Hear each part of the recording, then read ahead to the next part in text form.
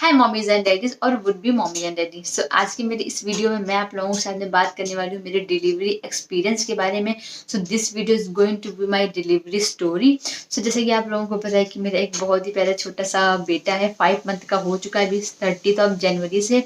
So complete हो गया उसके 5 मंथ। सो बहुत सारे लोगों ने मुझे बोला था कि आप अपना डिलीवरी एक्सपीरियंस हमारे साथ शेयर कीजिएगा, क्योंकि जो फर्स्ट टाइम मॉम है, जो न्यू मॉम है, उन्हें एक डर सा रहता है कि पता नहीं क्या होने वाला है, लेबर रूम में क्या होगा, उनका कैसा क्या एक्सपीरियंस रहेगा, मतलब क्या चीज़ें होने वाली हैं। तो काफ़ी सारे क्वेश्चंस मन में रहते हैं। तो जितना मतलब होता है ना कि ऐसा होगा वैसा होना, एक्चुअली उतना होता नहीं है। एक्चुअल चीज़ें क्या होती है वो मैं आप लोगों को बताऊंगी। काफ़ी सा एक डर सा होता है, मुझे भी था। जो फर्स्ट टाइम मॉम होती है उन सबके मन में डर होता है कि कैसी डिलीवरी होगी, क्या होगा, नॉर्मल होगा, सिजेरियन होगा। तो बहुत सारे क्वेश्चंस होते हैं मन में। तो उनको लेकर के एक डर सा भी हो जाता है कि पता नहीं कैसे होगा, मैं कर पाऊंगी या नहीं कर पाऊंगी, लेबर रूम में डॉक्टर्स कैसे होंगे, कैसा क्या प्रोसीजर होगा। तो वो सब बहुत ज़्यादा होता है। और मैंने यूट्यूब पे भी देखा कैसे स्टोरी ऐसी कि मेरी हॉरिबल स्टोरी है, बहुत ही ड्रामेटिक है। सो अगर आप लोगों को जानना है कि मेरी स्टोरी पॉजिटिव है या नेगेटिव है, कितनी हॉरिबल है, कितनी ड्रामेटिक है, जानने के लिए इस वीडियो का पूरे एंड तक देखिएगा तो आप लोगों को पता चल जाएगी। बाय द वे बहुत ज़्यादा हॉरिबल ड्रामेटिक नहीं थी, काफ़ी पॉजिटिव थी। अगर आप पॉजिटिव पॉजिटिव सोचते हैं तो आपका जो सारा टाइम है ना वो सारा पॉजिटिविटी में ही जाता है। सो चलिए फटाफट से बिना किसी देरी के वीडियो को स्टार्ट करते हैं। सो मैं आप लोगों को पहले ही बता देती हूँ, grab 1 cup of coffee, tea, snack, whatever you want, because this video is going to bit long, क्योंकि मैं फुल मूड में आ चुकी हूँ। एक्चुअली मेरे काफ़ी दिनों से मन था कि मैं आप लोगों के साथ में बैठ कर चिट चैट टाइप का वीडियो शूट करूँ। और ये मतलब एक बहुत ही करीबी टॉपिक है मेरी डिलीवरी स्टोरी, क्योंकि जब जब भी आप इस चीज़ को याद करते हो, चाहे कितने भी दिन हो जाएं, लेकिन वो सारी चीज़ें वापस से याद आने लगती कि हाँ ऐसा हुआ था। सो इस वीडियो में मैं आप लोगों के साथ में शेयर करूँगी मुझे क्या क्या सिम्टम आए थे जब मैं हॉस्पिटल के लिए गई, कितने घंटे मुझे लेबर पेन्स में मैं रही। ये बहुत बड़ा क्वेश्चन होता है कि फर्स्ट टाइम अगर आप मॉम हो तो कितने घंटे आपको लेबर पेन्स रहेंगे। तो वो मैं आप लोगों को बताऊंगी आपको एटलीस्ट कितने से घंटे लग सकते हैं, कितने घंटे आपको लग सकते हैं। सो एक आप एक आइडिया लगा सकते हो कि अगर आप फर्स्ट टाइम आपकी डिलीवरी वाली, आपका फर्स्ट बेबी है, तो आपको कितने घंटे लेबर पेन में रहना पड़ सकता है। नॉर्मल थी, सिजेरियन थी, वो तो मैं आप लोगों को ऑलरेडी बता ही चुकी हूँ। अगर आपने मेरे प्रीवियस वीडियोस को फॉलो किया है तो आप लोगों को पता होगा। तो चलो ये सारी चीज़ें मैं आप लोगों को बताती हूँ कैसा क्या मेरा ओवरऑल एक्सपीरियंस रहा। तो चलो फटाफट से बिना किसी देरी के वीडियो को स्टार्ट करते हैं। बट आगे बढ़ने से पहले अगर आप लोगों ने मुझे मेरे इंस्टाग्राम में फॉलो नहीं किया तो मेरा इंस्टाग्राम हैंडल है दिव्यास्टाइल्स, डू फॉलो। मैं वहाँ पर काफ़ी अच्छी अच्छी पोस्ट आजकल डाल रही हूँ, so don't forget to follow me there. तो चलो स्टार्टिंग से स्टार्ट करते हैं। मेरी जो ड्यू डेट थी वो थी 4 सितंबर। ऐसा बिल्कुल भी नहीं होता है कि आपकी जो ड्यू डेट डॉक्टर ने दी है उसी डेट को होगा। ऐसा बिल्कुल मतलब बहुत ही रेयर होता है कि आपको उसी डेट में हो जाए, लेकिन ऐसे कपल ऑफ वीक्स पहले और बाद में भी चीज़ें हो सकती हैं। यूजुअली जल्दी पहले होता है, लाइक आपकी 4 सितंबर है तो आपका अगस्त में हो सकता है। 4 सितंबर की डिलीवरी डेट यानी कि डिले बहुत ही कम होता है, जल्दी पहले हो जाता है। आप 10 15 20 दिन पहले भी आराम से रख सकते हो। सो मेरी जो डेट थी वो थी 4 सितंबर। सो 27 की रात को मुझे थोड़ा थोड़ा सा हल्का सा स्टमक लोअर में ऐसा पेन स्टार्ट हुआ। उसका मुझे हल्का हल्का सा वाइट डिस्चार्ज आना स्टार्ट हो गया था। लाइक वो वाइट डिस्चार्ज हल्का सा आप ऐसा रख लो कि पिंकिश होता है, दैट इज कॉल्ड कलर सो। ये मैं आप लोगों को, आप ये चीज़ भी नोटिस कर सकते हो कि अगर आपको इस तरह के सिम्टम आ रहे हैं तो ये टाइम है आपका हॉस्पिटल जाने का। तो आप ये चीज़ें भी अपने माइंड में रख लेना। ओके, तो मुझे हल्का हल्का सा वाइट डिस्चार्ज, हल्का पिंकिश सा आ रहा था। सो मैंने सोचा कि नॉर्मल सा होगा, मे बी डेट भी पास थी। डॉक्टर ने मुझे बोला था, वैसे मैंने काफ़ी सारी रिसर्च ऑलरेडी कर रखी थी, सो मुझे पता था। So that is called colour सो, जो आपका स्टार्ट हो जाता है। और जो आपका डिस्चार्ज आता है that is called mucus plug. So वो धीरे धीरे आना स्टार्ट होता है, किसी का एक बार में हो जाता है, किसी किसी का धीरे धीरे आना स्टार्ट होता है। सो मेरा वो हल्का हल्का आना स्टार्ट हो गया था। सो रात भर मेरा वो हल्का हल्का रहा। सुबह मॉर्निंग में मैंने अपने गायनेकोलॉजिस्ट को फ़ोन किया, क्योंकि उस टाइम कोविड था, बहुत ज़्यादा कोविड था। सो विजिटिंग काफ़ी कम हो रही थी। हम डॉक्टर को ही बार बार कॉल करके पूछ रहे थे कि ऐसा ऐसा हो रहा है, कब क्या करना है, और वो मुझे सारा गाइड कर रहे थे। सो मैंने उनको कॉल किया, उनको ऐसे ऐसा अपनी बात बताई कि 27 को ऐसा ऐसा है। सो उन्होंने मुझे बोला कि आप जा करके अपने पास में चेकअप करवा लो कि कैसा क्या है। बाय द वे मेरे घर से हॉस्पिटल जहाँ पर मेरी डिलीवरी होनी थी वो अराउंड 10 to 15 किलोमीटर दूर होगा। सो मेरे जो डॉक्टर थे वो मेल डॉक्टर थे, और मेरे साथ में यहाँ पे थोड़ा सा सीन खराब हो गया था, क्योंकि उस टाइम कोविड था और जहाँ पर मेरी डिलीवरी होनी थी उन डॉक्टर को कोविड पॉजिटिव हो गए थे। सो उनके साथ साथ उनका स्टाफ भी सारा क्वारंटाइन हो गया था, तो वो थोड़ा सा मेरे साथ ख़राब हो गया। ऑल्सो मेरा जो हॉस्पिटल का एक्सपीरियंस था, सो वो मेरा थोड़ा-सा ख़राब रहा। मेरी जो डिलीवरी हो रही है, जो मेरा प्रोसीजर रहा है, वो उसमें मुझे कोई भी इश्यू नहीं हुआ। मेरा बस जो हॉस्पिटल का एक्सपीरियंस था, वो थोड़ा-सा ख़राब रहा है। बाकी सब कुछ चीज़ें अच्छी रही हैं। सो ये तो आपके किसी भी हॉस्पिटल में हो सकता है। अगर आपके जो नियर बाय हॉस्पिटल हैं या फिर आप जहाँ भी डिलीवरी करवा रहे हो, तो डिपेंड्स ऑन हॉस्पिटल का स्टाफ कैसा है, आपके डॉक्टर्स कैसे हैं, आपके वहाँ पे अवेलेबिलिटी फैसिलिटी वगैरह कैसी है, तो वो उस पे डिपेंड करता है। तो वो एक्सपीरियंस आपका अलग हो जाता है। तो वो बस मेरा थोड़ा-सा ख़राब था, उसको साइड में रख कर के मैं आप लोगों को अपना एक्सपीरियंस जो मेरा पर्सनल रहा है डॉक्टर वाला, तो वो मैं आप लोगों को बताती हूँ। सो उनको कोविड पॉज़िटिव हो गया। सो उन्होंने बोला कि अब तो मैं आप लोगों से मिल नहीं सकता हूँ। सो उसके बाद मेरा घर से जो हॉस्पिटल था सेकंड, वो बहुत दूर था। लाइक मैं कोलकाता से काफ़ी दूर रहती हूँ। सो वो कोलकाता से और भी थोड़ा दूर था। लाइक वो मेरे घर से 150 किलोमीटर दूर था। सो उन्होंने बोला कि अब मैं आप लोगों को मिल नहीं पाऊँगा, तो आप लोग वहाँ पे जाकर के आप चेकअप करवाओ, क्योंकि आपकी ड्यू डेट भी नज़दीक है, तो आप जाकर के वहाँ पे चेकअप करवा लो। जो कुछ भी होगा वो आपको बता देंगे। सो 27th को ये स्टार्ट हुआ, 28th को हमने कॉल किया, फिर 28th को हम लोगों ने यहाँ पर मेरे जो पास में ही एक हॉस्पिटल है, छोटा सा, डिलीवरी वगैरह नहीं होती वहाँ पर, बस चेकअप वगैरह होता है। सो उन्होंने मेरा एनएसटी किया। एनएसटी आप समझ लो एक तरीके से छोटा सा राउंड सा कुछ होता है, मशीन टाइप की होती है, उसके आपके स्टमक पे ऐसे जेल लगा करके उसको ऐसे रखते हैं।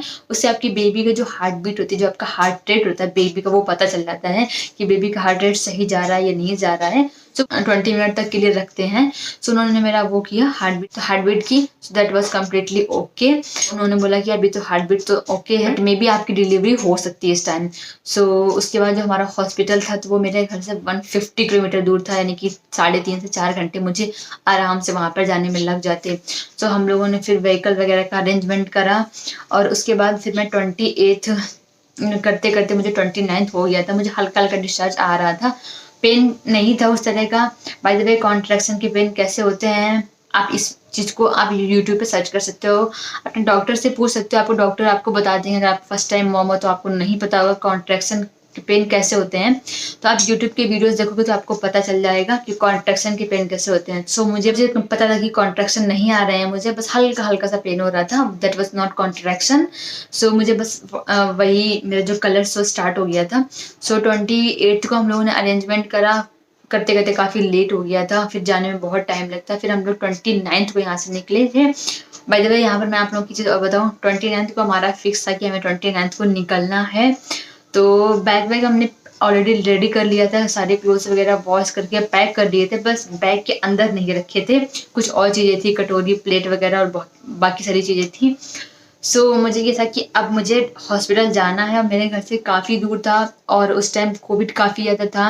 तो क्वारंटाइन का भी सीन चल रहा था कि हो सकता है कि आपको अगर आप पॉजिटिव आते हो, कोविड पॉजिटिव आते हो, तो आपको 14 डेज तक रखेंगे। उसके बाद बहुत सारा इशू था वहाँ पर। सो हम लोगों ने कम्प्लीटली अपना खूब सारा बैग पैक कर लिया था कि अगर कुछ होता है, अगर ये होता है, अगर ये होता है, और अगर सीजन वगैरह भी होता है, तो मैंने अपना प्रॉपर बैग पैक कर लिया था कि अब मुझे जाना है। अगर मुझे 1-2 दिन वेट भी करना पड़ेगा तो मैं वहाँ पर वेट कर लूँगी। सो दैट वाज़ थोड़ा सा इशू था मेरे लिए। उसके बाद मुझे शाम को निकलना, तो मैंने 29th को 2 वीडियो शूट किए थे, what I pack for my hospital bag and what's in my hospital bag for baby. So मैंने ये 2 वीडियो तभी के तभी शूट किए थे। दोनों वीडियो जब मेरी एम्बुलेंस मेरे घर के बाहर आने वाली थी, बिल्कुल हम निकलने वाले थे। सो 2 वीडियो हमने तभी शूट किए थे वो। तो मैंने फटाफट से बैग पैक करती जा रही थी, और वो वीडियो मैं आप लोगों के सामने शेयर करती जा रही थी। सो मुझे काफ़ी अच्छा लग रहा था कि मैंने बहुत एंड तक काम किया था। ओके, सो 29th को हम लोग यहाँ से निकले, तो वही अराउंड 4 बजे के आसपास निकले थे। सो फिर मैं वहाँ पर पहुँची थी 8 बजे, मुझे 4 घंटे आराम से लग गए थे। पेन वगैरह मुझे कुछ भी नहीं हो रहा था, बस मेरा कलर शो था वो स्टार्ट हो गया था। बस जब कलर शो जो मेरा स्टार्ट हुआ, तो वो भी बहुत ज़्यादा हैवी नहीं था। लाइक ये समझो कि आप पैंटी लाइनर अगर समझते हो, तो मुझे पैंटी लाइनर लगाने की ज़रूरत पड़ रही थी, कब पैड लगाने की ज़रूरत मुझे नहीं थी। सो पैंटी लाइनर से मेरा काम हो जा रहा था।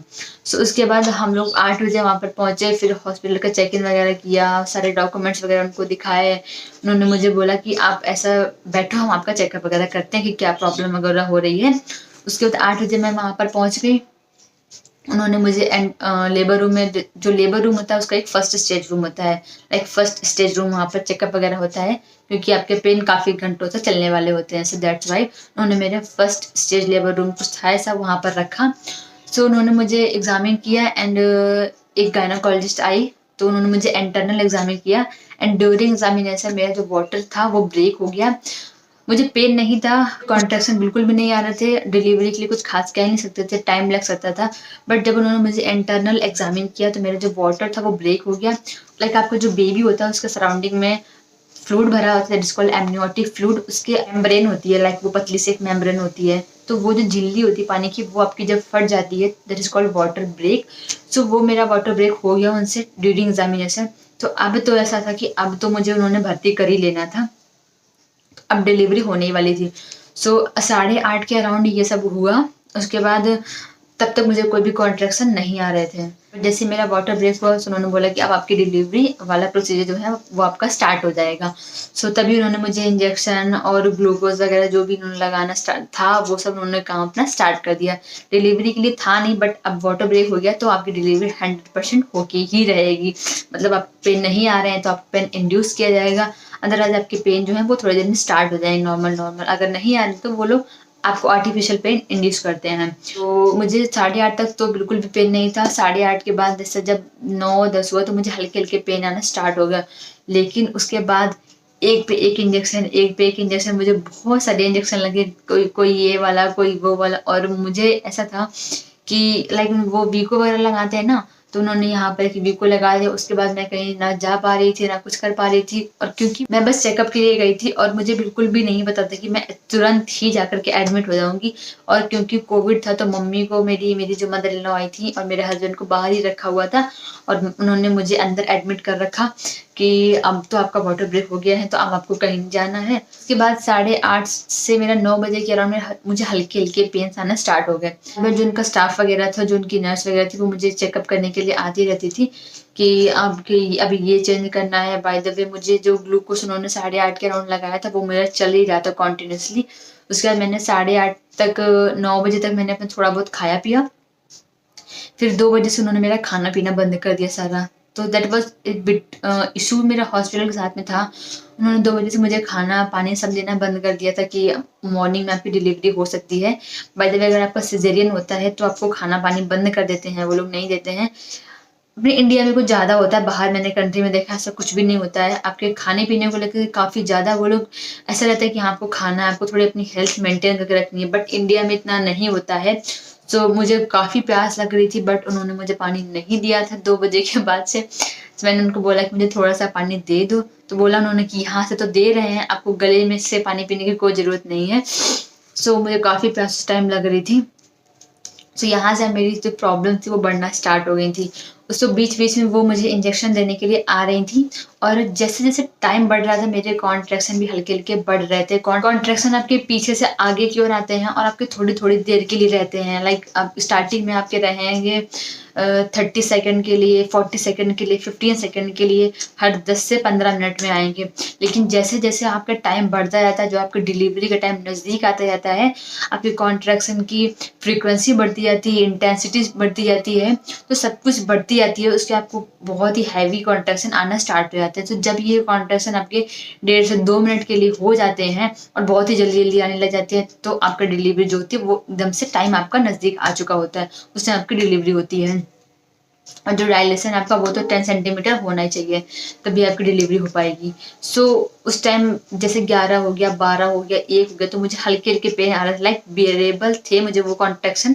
लेकिन क्योंकि फर्स्ट टाइम था सो आई वॉज नॉट प्रिपेयर। मैंने सुना था बट कभी एक्सपीरियंस नहीं किया था, तो that was very first time for me. So मैं बिल्कुल भी नहीं सो पाई रात में। उसके पहले भी हल्का हल्का ही सोई थी। तो वो रात 29th की रात में बिल्कुल भी नहीं सो पाई, हल्के हल्के मुझे पेन्स आ रहे थे और वो बीच बीच में चेकअप करने के लिए आ रहे थे। बट सुबह के जैसे 5 बजे सो मेरे जो कॉन्ट्रैक्शन थे वो काफ़ी बढ़ गए थे, और उस रात उन्होंने मेरा डायलेशन वगैरह कुछ भी चेक नहीं किया था। मॉर्निंग में उन्होंने 5 बजे से स्टार्ट किया था, सो शायद 1 और 2 सेंटीमीटर डायलेशन हुआ था। सो आई वॉज लाइक कि मैंने रात भर पेन सहन किया है और अभी तक ओनली 1 और 2 हुआ है। सो मैंने उनसे पूछा, मेरा जो स्टाफ था, मैंने उनसे पूछा कि अभी कितना डायलेशन हुआ है और कितना टाइम लगेगा, मुझे बता दो। तो शी टोल्ड मी कि अभी 2 सेंटीमीटर हुआ है, अभी आपको टाइम लगेगा। सो मैंने सोचा ठीक है चलो, एंड आई वॉज लाइक कि मुझे नॉर्मल डिलीवरी ही करवानी है। काफ़ी सारे मेरे पास रीज़न थे उसके, मुझे नॉर्मल डिलीवरी के लिए, वो मैं कभी और डिस्कस करूँगी। आप लोगों को वैसे पता ही है कि क्या क्या रीज़न थे मेरे, मुझे नॉर्मल डिलीवरी चाहिए थी।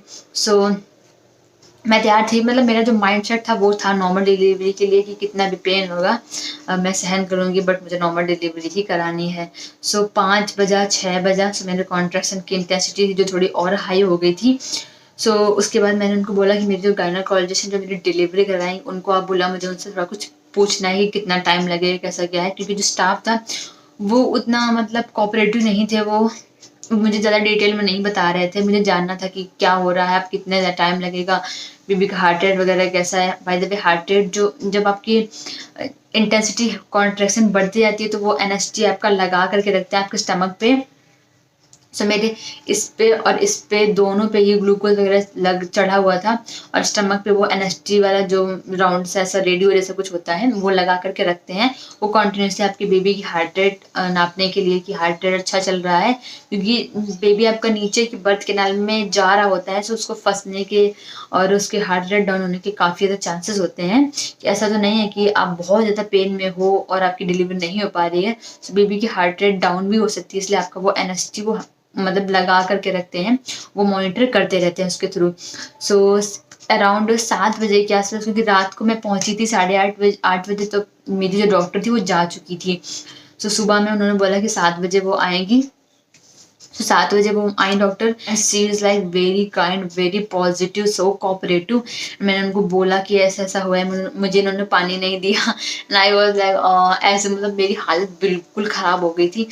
तो मैंने उनको बोला कि मुझे 2 बजे से पानी नहीं दिया, मुझे बहुत प्यास लग रही। सो उन्होंने मुझे एक ढक्कन, मेरी बॉटल थी, एक ढक्कन मुझे उन्होंने पानी दिया। एंड मैं उनको बोलने भी लग गई थी कि मुझे बहुत पेन हो रहा है, ये लोग मुझे बैठने नहीं दे रहे हैं, बोला लेटे रहो।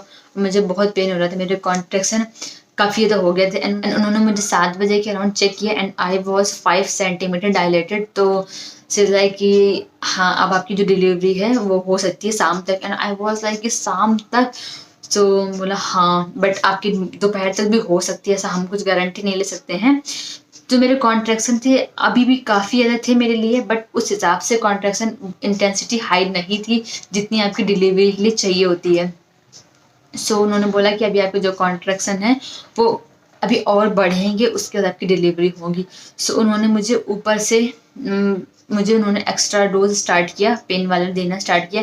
एंड दैट वाज लाइक बहुत ही ज़्यादा हार्ड था। पहले क्या था, कॉन्ट्रैक्शन मुझे आ रहे थे तो मतलब एक बार आधा 2 से शायद मुझे 1 से 1.5 मिनट रह रहा था, और 10 मिनट का मुझे गैप मिल रहा था। सो मैं उस 10 मिनट में मैं अच्छे से अपनी ब्रीथ कर पा रही थी, ब्रीदिंग एक्सरसाइज मैं अपनी कर पा रही थी, ताकि मुझे थोड़ा सा रिलैक्स हो रहा था। जो मेरा नेक्स्ट कॉन्ट्रैक्शन आ रहा था मैं उसके लिए प्रिपेयर हो रही थी।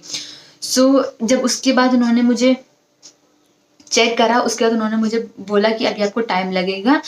तो जो उनका स्टाफ था उन्होंने मेरे जो पेन के डोजेस थे वो बढ़ा दिए, एंड डोजेस उन्होंने मेरे काफ़ी ज़्यादा बढ़ा दिए, इतने बढ़ा दिए कि मुझे सांस नहीं आ रही थी।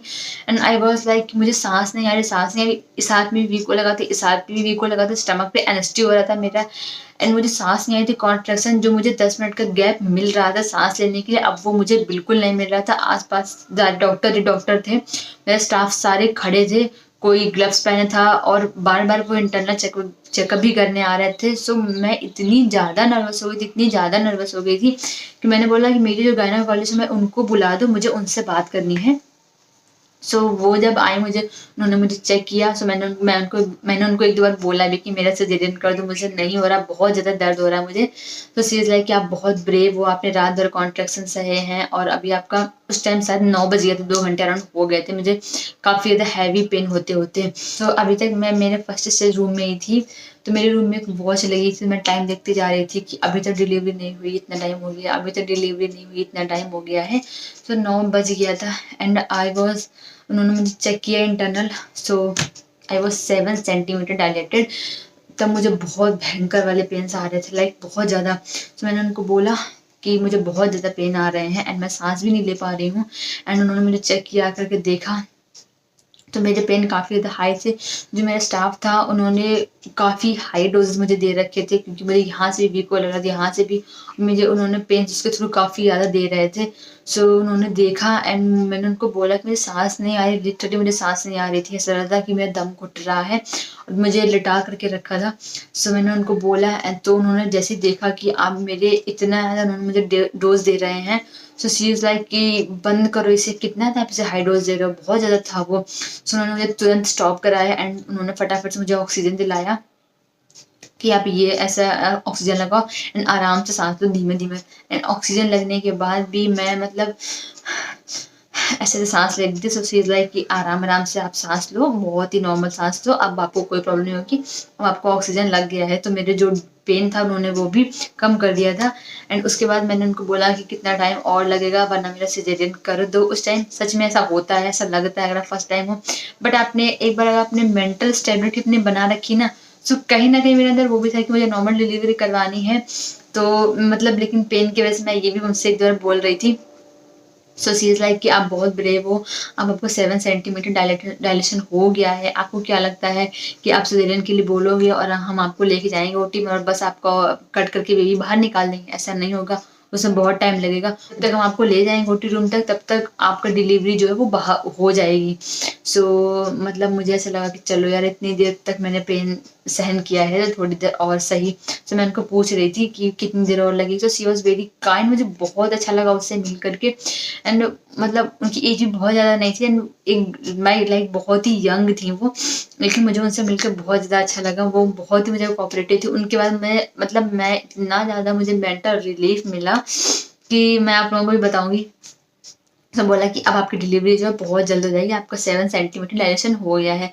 मुझे काफ़ी रिलैक्स हुआ, थोड़ा उन्होंने मुझे जो एक्स्ट्रा जो मुझे पेन दे रहे थे वो, क्योंकि मुझे रात भर मतलब बहुत पेन था, तो उसके बाद मेरा जो डायलेशन था वो बढ़ा नहीं था, इसलिए वो हल्का सा एक्स्ट्रा पेन भी देते हैं। तो आई वाज़ लाइक कि आप मुझे एक्स्ट्रा पेन दे रहे थे, मुझे पता भी नहीं था। तो मतलब उन्होंने मुझे बोला कि हाँ, आपको थोड़ा-सा देते हैं कि रात भर आपने पेन सहा, आपकी डिलीवरी नहीं हुई ना, इसलिए हम आपको एक्स्ट्रा थोड़ा और पेन देते हैं ताकि आपकी डिलीवरी जो है वो जल्दी हो जाए।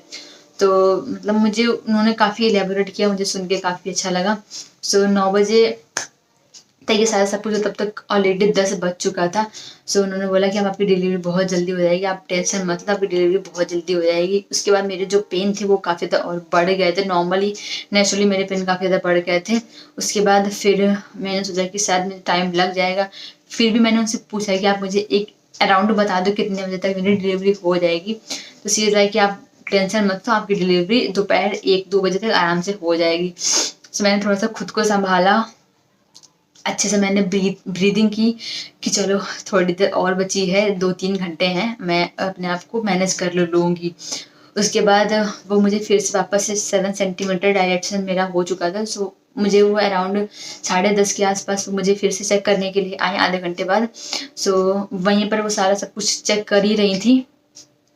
सो मैंने तब मुझे पेन काफ़ी ज़्यादा स्टार्ट हो गया था एंड उन्होंने मुझे इंटरनल चेक किया and I was fully 10 centimetre dilated. So उन्होंने बोला कि अब आपकी डिलीवरी फटाफट से होने वाली, पूरा फुल डायलेशन हो चुका है and I was so happy. मतलब सच में मुझे वो, मेरे अंदर ऐसी पॉजिटिव एनर्जी आ गई थी मेरे अंदर उस टाइम। एंड जो मेरा फर्स्ट स्टेज रूम था उसी से कनेक्टेड था डिलीवरी रूम। सो उन्होंने बोला फटाफट से इनको वहाँ पर शिफ्ट करो। इस हाथ में भी मेरा वीको चल रहा था, इस हाथ में भी चल रहा था, एनेस्थी भी चल रहा था। उन्होंने मेरा फटाफट से वो एनेस्थी वाला, वो रेडियो जैसा जो भी था, उन्होंने उसको खोला बेल्ट और मेरे दोनों हाथों में वो जो लगा था, एक तरफ एक और मेरी एक लेडीज़ थी, स्टाफ था उनका, एक और तरफ मेरी सिस्टर थी। उन्होंने दोनों लोगों ने पकड़ा एंड मैं लिटरली फुल 10 सेंटीमीटर डायलेशन के बाद मैं अपने पैरों पे चल करके दूसरे रूम में गई थी। यूजुअली ऐसा नहीं होता है, आपको चेयर पे या फिर स्ट्रेचर पे ले जाते हैं, बट थोड़ा सा मैंने आपको बोला कि थोड़ा सा मेरा हॉस्पिटल का एक्सपीरियंस थोड़ा सा कम अच्छा रहा, तो वहाँ पर ये नहीं था एंड मेरा जो रूम था वो अंदर ही अंदर कनेक्टेड था। सो मैं अपने पैरों पे चल कर के वहाँ पर गई। उसके बाद स्टार्ट होती है असली स्टोरी। सो जो मेरी गायनेकोलॉजिस्ट थी वो बहुत ही अच्छी थी। मुझे जो भी मेंटल, मतलब जो मुझे मेंटल रिलैक्स, जो मुझे मेंटल रिलीफ मिला था वो सिर्फ उनकी वजह से ही मिला था। और आई थिंक मेरी जो डिलीवरी, मेरा जो इतना करेज आया था वो उनकी वजह से ही आया था। एंड शी इज़ लाइक कि आप ऐसा कर सकते हो, आप कर लोगे, कोई दिक्कत नहीं। आपका तो फुल सेंटीमीटर देखो आपने कितनी जल्दी कर लिया है। आई वाज़ कि वाओ कितना अच्छा है। सो उन्होंने मुझे शिफ्ट किया, उन्होंने मेरा पोज वगैरह से मुझे लिटाया एंड उन्होंने बोला कि बाय द वे एक चीज़ और हुई थी मेरे साथ में। जब मैं फर्स्ट स्टेज रूम में ही थी तो उन्होंने बोला कि अभी आपका जब मेरा 7 सेंटीमीटर डायलेशन था। सो जब आपके डायलेशन जैसे जैसे बढ़ता जाता है तो बेबी भी आपकी उतनी ही कोशिश करता है बाहर आने की जितना आप करते हो। सो मतलब मेरे तो 2 पुश अपने आप ही ऐसा मैंने किया नहीं था, बट बेबी खुद चाहता है कि वो बाहर आए। तो मतलब अगर आपकी सेकंड टाइम डिलीवरी है तो मे बी बहुत सारे लोग बोलते हैं कि मैंने पुश ही नहीं किया और बेबी अपने आप बाहर आ गया। सो ऐसा होता है बिकॉज बेबी भी उतनी ही कोशिश कर रहा है बाहर आने की जितनी आप उसे बाहर लाने की कोशिश कर रहे हो। सो मेरे 2 पुश अपने आप ऐसा मुझे लगा कि हो गए हैं, कि बहुत ज़्यादा प्रेशर मेरे पेट पे पड़ा है ऐसा। सो उन्होंने बोला नहीं नहीं अभी पुश नहीं करना है, बिल्कुल जब आपका फुली 10 सेंटीमीटर डायलेशन हो जाता है उसके बाद ही आपको पुश करना होता है। सो 10 सेंटीमीटर डायलेशन होने के बाद उन्होंने मुझे लेबर रूम में शिफ्ट किया। बहुत सारे वहाँ पे डॉक्टर थे, मेरी गायनेकोलॉजिस्ट थी और काफ़ी स्टाफ था, नर्स था और जो आया वगैरह होती वो थी, और मेरे 3 पीडियाट्रिशियन थे बेबी का चेकअप करने के लिए। मैं इस तरफ इसलिए देख रही हूँ क्योंकि इस तरफ मेरा बेबी आके अभी भी सोया हुआ है। सो वो खड़े थे, जैसे बेबी बाहर आता है वो बेबी को ऐसे पोस्ट से वगैरह उसको एग्जामिन करते हैं, सारा उसका वेट, हाइट और जो भी उसकी क्लीनिंग वगैरह होती है वो सब करने के लिए। तो पूरा रूम भरा हुआ था एंड मैं अकेली थी, मेरी फैमिली से किसी को भी अंदर आने की उन्होंने परमिशन नहीं दी थी। मेरे हस्बैंड को, जेंट्स को तो वैसे भी नहीं करते हैं। मेरी मम्मी थी वहाँ पर बट उन्होंने उनको भी परमिशन नहीं दिया अंदर आने के लिए because of Covid. So that was a drawback for me कि मेरे पास कोई सपोर्ट के लिए नहीं था, इसलिए मुझे थोड़ा और परेशानी हुई थी। तो उसके बाद उन्होंने शिफ्ट किया एंड उन्होंने मुझे अब बोला कि पुश करने के लिए, जब मेरे फुल 10 सेंटीमीटर डायलेशन हो गया था उसके बाद तो उन्होंने मुझे पुश करने के लिए बोला। बाय द वे थोड़ा सा मैं आप लोगों को बता दूं, पुश आपको कब करना होता है, जब आपके कॉन्ट्रैक्शन आते हैं उसी टाइम आपको पुश करना होता है। जब आपके कॉन्ट्रैक्शन नहीं आ रहे हैं तब आपको पुश नहीं करना है। जब आपका कॉन्ट्रैक्शन आता है उसी टाइम आपको पुश करना होता है, जोर से ऐसे बाहर की ओर। ओके, सो आप वीडियो देखोगे यूट्यूब पे तो आपको पता चल जाएगा, तो उस टाइम पुश करना होता है। सो मेरा जो फर्स्ट कॉन्ट्रैक्शन आया उसमें मैंने पुश किया, बहुत मैंने अपनी तरफ से पूरी कोशिश की, बट उसमें डिलीवरी उस टाइम बेबी बाहर नहीं आया। सो उन्होंने बोला कि अब जो नेक्स्ट कॉन्ट्रैक्शन आएगा उसमें आपको पूरी ताकत लगानी है और आपको अच्छे से पुश करना है। सो सेकंड कॉन्ट्रैक्शन आया, उस पर भी मैंने पूरी कोशिश की बट उसमें भी डिलीवरी नहीं हुई। सो सी इज़ लाइक अब आपके पास ये जो लास्ट चांस है। और मैं काफ़ी मेंटल रिलैक्स हो गई थी। तो सी इज़ लाइक अब आप बहुत ज़्यादा मेंटल रिलैक्स हो गए कि अब तो मेरी डिलीवरी हो ही गई है। अब आप पुश भी नहीं कर रहे अच्छे से और आपको कॉन्ट्रैक्शन भी नहीं आ रहा, और लिटरली मुझे कॉन्ट्रैक्शन आने थोड़े से स्लो हो गए थे। तो मैंने कहा कि हाँ मुझे मेंटल रिलैक्स तो हुआ है लेकिन ऐसा कुछ नहीं है। सो उन्होंने मुझे ऐसे पेट पे ऐसे गुदगुदी सी की हल्की हल्की। उसके बाद थोड़ी देर बाद मुझे फिर से कॉन्ट्रैक्शन आया, बट उसके पहले जो मैंने जो 2 अटेम्प्ट किए थे उसमें मेरी डिलीवरी नहीं हुई, उस पर मेरा बेबी बाहर नहीं आया। सो सेकंड वाले के बाद उन्होंने भी नीचे हल्का सा वो कट लगाते हैं। वैसे सर वो कट लगाते नहीं 1-2 में, अगर आपके 1-2 पुश में डिलीवरी नहीं होती उसके बाद वो कट लगाते हैं। सो उन्होंने उसके बाद मुझे कट किया वहाँ पर और बोला कि ये आपके पास लास्ट चांस है, आपको अच्छे से पुश करना है और इसमें बेबी बाहर आ जाना चाहिए, क्योंकि बेबी का जो हेड था वो दिख रहा था उनको। तो सीरियस लाइक कि आपको ही पुश करना है, हम इसमें कुछ नहीं करेंगे, सिर्फ इसमें आपको ही करना है। जो आपका जो नेक्स्ट कॉन्ट्रैक्शन आएगा उसमें आपको पूरी ताकत लगानी है और ये आपका लास्ट चांस है। तो मैक्सिमम 3 से 4 पुश में आपको कर देना होता है, क्योंकि बेबी जो है वो बर्थ के नाम में फंसा हुआ होता है। उसका जो हेड है तो बहुत ज़्यादा अगर देर तक अगर वो बर्थ के नाम में फंसा रहेगा तो आपने देखा होगा ऐसा हल्का हल्का ऐसा बच्चों के क्राउन एरिया पे ऐसा गोल गोल सा बन जाता है। तो वो प्रॉब्लम हो जाती है, उसके अपने अलग साइड इफ़ेक्ट्स रहते हैं। सो उसके बाद मेरे पास लास्ट चांस था, उन्होंने ऐसा मुझे बोला। सो इस टाइम मैं भी थी कि हाँ चलो इस बार मुझे करना है। एंड मेरा थर्ड पुश में बेबी बाहर आ गया एंड मतलब पेट में मेरा ऐसा लग रहा था कि वो खाली तो हो ही जाता है, बट उस टाइम मुझे ऐसा लगा हाँ बिल्कुल मेरी जो स्किन है वो बहुत लूज हो गई है। एंड उन्होंने जैसे ऐसे बेबी को निकाला बाहर और उन्होंने मुझे दिखाया, मेरी आंखों में खुशी के इतने आंसू आ गए। और वो मोमेंट मुझे अभी याद आ रहा है एक्चुअली में।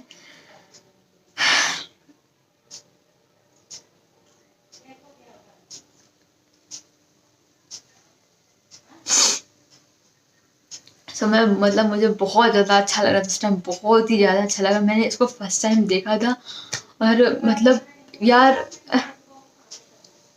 ये इतना छोटा था, इतना छोटा था, मतलब मुझे उस टाइम बिल्कुल, मतलब मुझे ऐसा कुछ भी नहीं लगा कि बेबी गर्ल है या बॉय है। मुझे मुझे वो बिल्कुल भी फ़र्क नहीं पड़ा, बस मैं इसको देख रही थी और ये इतना छोटा था।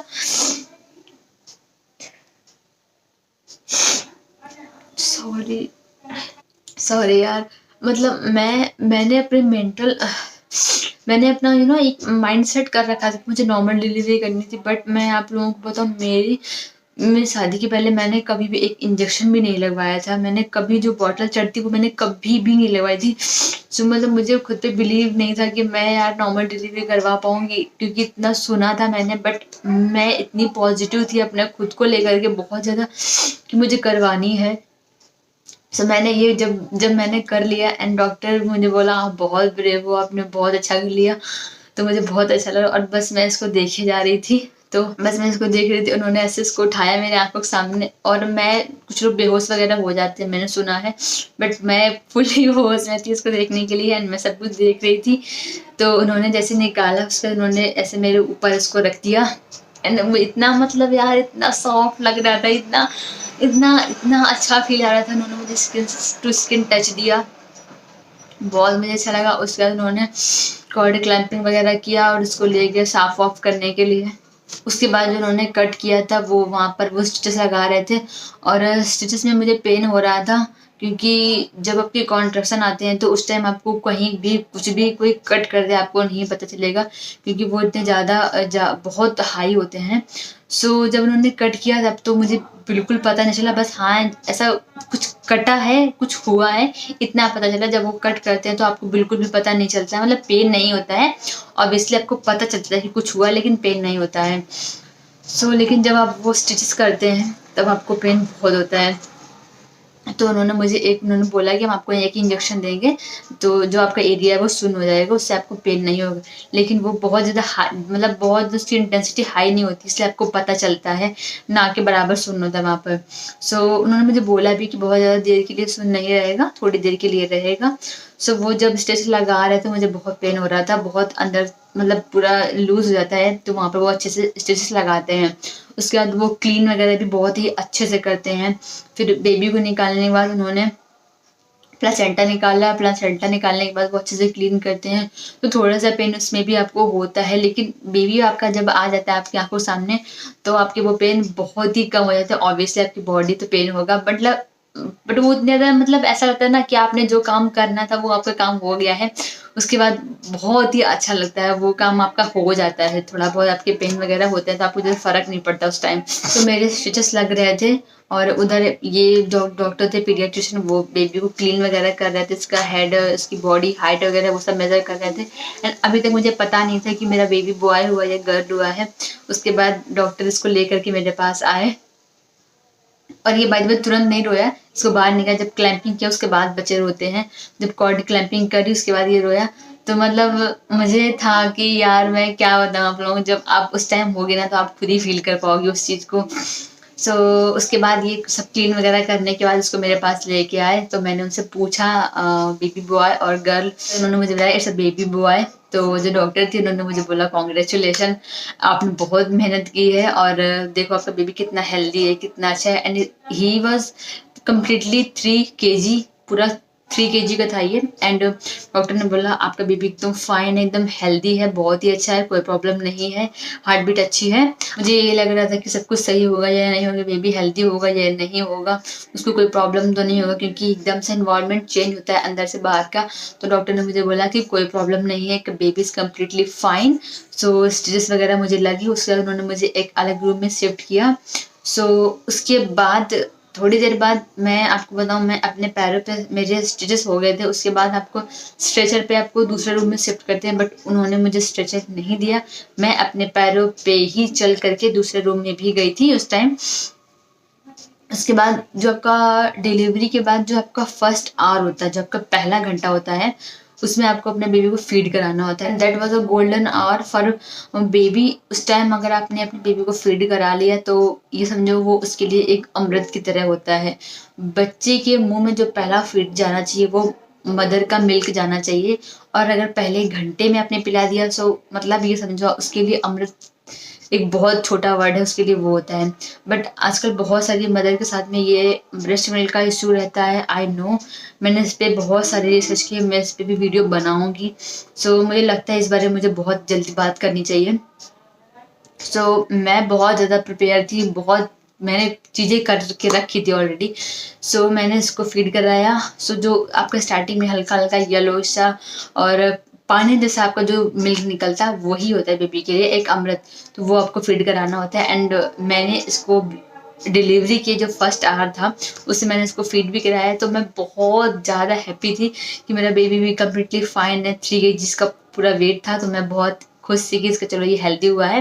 और मैंने इसको फर्स्ट पहले जो घंटे में मैंने इसको फीड भी दे दिया था, तो मैं उससे भी बहुत ज़्यादा खुश थी। उसके बाद डॉक्टर ने मुझे इसको दे दिया। गायनाकोलॉजिस्ट मुझे चेक करने के लिए आती थी कि आपके स्टिचेस वगैरह सही है या नहीं है। पीडियाट्रिशियन इसको चेक करने के लिए आते थे कि बेबी इज कम्प्लीटली फाइन और नॉट। मैं इसको फीड करा रही थी, कपड़े वगैरह मैंने इसको पहना दिए थे। तो उसके बाद मेरा कोविड टेस्ट भी हुआ था, जिसमें जब मेरे कॉन्ट्रैक्शन हो रहे थे, जब मैं फर्स्ट स्टेज रूम में थी। उसकी रिपोर्ट आनी थी। जब मेरा नेगेटिव या पॉजिटिव जैसा भी आया था उसके बाद मुझे वो मैटरनिटी वार्ड में शिफ्ट करते।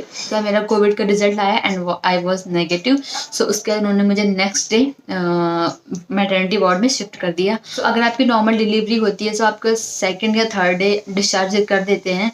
मेरा 30th को डिलीवरी हुई, 31st को मेरा उन्होंने मुझे मैटरनिटी वार्ड में शिफ्ट कर दिया। फर्स्ट को मेरा डिस्चार्ज था, बट वहाँ पर एक थोड़ा सा इशू हो गया था।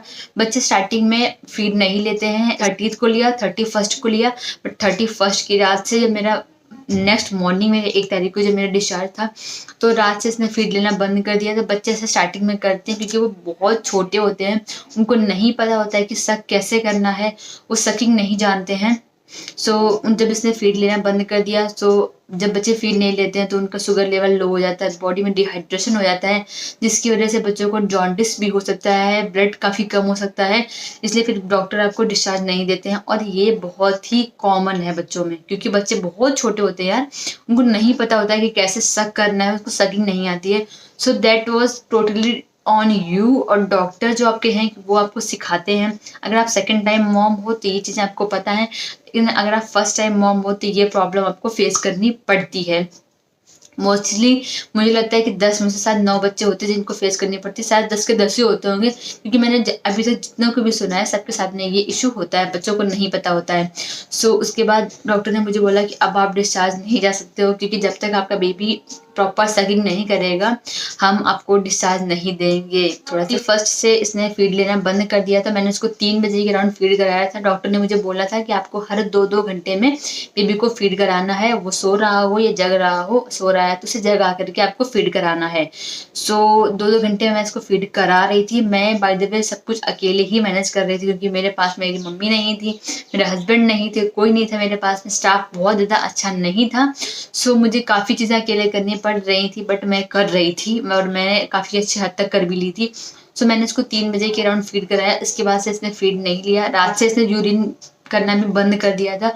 अगर बच्चे पॉटी करते हैं नहीं करते हैं फ़र्क नहीं पड़ता ज़्यादा, बट अगर बच्चे यूरिन नहीं करते हैं तो उसका बॉडी पे काफ़ी ज़्यादा इम्पैक्ट पड़ता है, क्योंकि यूरिन नहीं कर रहे हैं तो मतलब बॉडी में उनके अच्छे से मिल्क जो है वो नहीं जा रहा है, तो वो पास ही कहाँ से करेंगे, इसलिए डिहाइड्रेशन हो जाता है।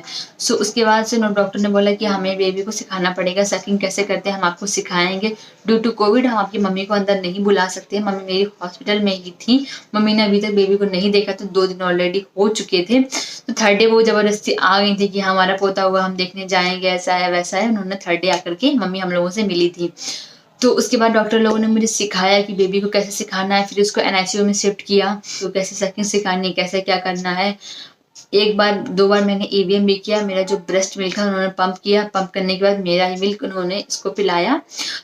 अगर ऐसा होता है, अगर आपका मदर का मिल्क नहीं आ रहा है तो फिर वो कहीं ना कहीं कुछ और करते हैं, फॉर्मूला वगैरह देते हैं। लेकिन अगर आ रहा है, बच्चा सक नहीं कर पा रहा है, वो पी नहीं पा रहा है, तो मदर का मिल्क ही पंप करके उसको ही 10 ml 13 ml पिलाते हैं। उन्होंने उसको 1 बार ये पिलाया। बट डॉक्टर ने मुझे, मेरे जो पीडियाट्रिशियन थे, उन्होंने बोला कि बच्चे को अगर आपको अच्छे से फीड कराना तो आपको वो ऐसा ब्रेस्ट से फीड करे तो वो ज़्यादा अच्छा रहेगा। बट सिखाना था, बच्चे सीख जाते हैं, आपको थोड़ी सी मेहनत करनी होती है। तो डॉक्टर ने बोला कि आपको मेहनत करनी पड़ेगी, आपको सिखाना पड़ेगा, इस तरह से आपको सिखाना है। तो मैंने उसको सिखाया, रात भर मैंने मेहनत की एंड रात में फिर ये इसने सकिंग सीख ली। और सेकंड डेट को मुझे 1 को डिस्चार्ज आना था, बट मेरा फिर बेबी की वजह से फिर मुझे 2 को डिस्चार्ज दिया कि चलो अब आपका बेबी ठीक है, इसको जॉन्डिस वगैरह कुछ भी नहीं हुआ एंड शुगर वगैरह सब कुछ नॉर्मल था, इसका बॉडी में हाइड्रेशन और शुगर और जॉन्डिस भी सब कुछ नॉर्मल था। सो मुझे सेकंड डे उन्होंने सेकंड डेट को डिस्चार्ज दिया उन्होंने मुझे। सो ऐसे करके मुझे 3 से 4 दिन मुझे हॉस्पिटल में लग गए थे। तो फिर मैं 2 तारीख को लाइक 2 सितंबर को अपने घर आ गई थी। उसके बाद से क्या, फिर बस घर में चीज़ें बेटर ही बेटर अच्छी होनी थी। So that is my delivery story, my experience. बहुत ही हॉस्पिटल का एक्सपीरियंस छोड़ करके मेरा जो पर्सनल एक्सपीरियंस था, मेरी जो गायनेकोलॉजिस्ट के साथ में जो मेरा एक्सपीरियंस था, वो मुझे काफ़ी आती रहती थी मुझे मिलने जब मैं 20 वार्ड में थी। वो मेरा काफ़ी ज़्यादा अच्छा रहा। वो जो मोमेंट होता है जब आपके सामने आपका बेबी आता है, so that was so precious, मतलब बहुत ही ज़्यादा अच्छा होता है। जिनकी तरफ से मैंने खुद को काफ़ी पॉजिटिव रखने की कोशिश की थी, तो मेरा जो एक्सपीरियंस है वो भी ओवरऑल पॉजिटिव ही रहा। सो बस यही थी मेरी डिलीवरी स्टोरी। आपको सुन करके कैसा लगा, आप इससे कितना रिलेट कर पाए हो अगर आपकी डिलीवरी हो चुकी है, और अगर आपकी डिलीवरी होने वाली है, सो डोंट वरी, कुछ भी नहीं होता है। बस अपने आप को थोड़ा सा आप तैयार रखो कि हाँ आपको ये चीज़ करनी है, आप कर सकते हो end of course you can do it. सभी लोग करते हैं तो आप भी कर सकते हो, इसमें कोई भी प्रॉब्लम वाली बात नहीं है। आपको बिल्कुल भी डरना नहीं है। आपको बस कुछ ब्रीदिंग टेक्निक सीखनी है, ब्रीदिंग एक्सरसाइज होती है वो आपको करनी है and you are good to go, मतलब you are going to rock your delivery. So बस यही था मेरा आज का वीडियो। बहुत अच्छा लगा मुझे आप लोगों के साथ बात करके एंड आई होप कि आप लोगों को भी अच्छा लगा हो मेरी डिलीवरी स्टोरी सुन करके। आप लोगों को कैसा लगा मुझे कमेंट सेक्शन में कमेंट करके जरूर बताइएगा। और अपना अपना जो भी एक्सपीरियंस है, इतना बड़ा एक्सपीरियंस तो आप नहीं शेयर कर पाएंगे, बट मुझे बताना कि आपकी डिलीवरी कब की है, क्या हुआ है, कैसा एक्सपीरियंस, थोड़ा बहुत मुझे शॉर्टकट में बताना कि पॉजिटिव रहा, कितना कैसा रहा, क्या रहा। सो मैं मिलती हूँ आप लोगों को मेरे नेक्स्ट वीडियो में बहुत ही जल्द। तब तक के लिए take care and bye bye.